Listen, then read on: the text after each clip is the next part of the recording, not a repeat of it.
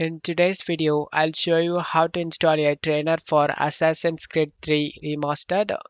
Check my video description for this trainer download link. Once download done, right click and select WinRAR and select Open with WinRAR. Drag and drop this exe inside Downloads folder.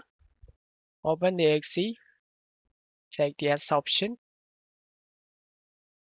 select OK and select OK. Launch the game.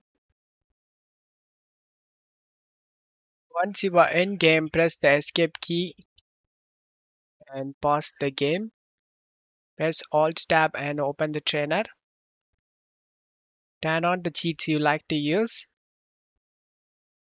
To show you guys it's working, low enemies health. I'm gonna turn it on this.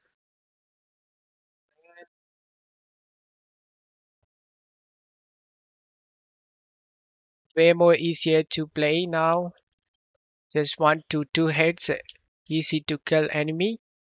I hope this video helped you. If the video helped you, don't forget to leave a like and subscribe. Thank you.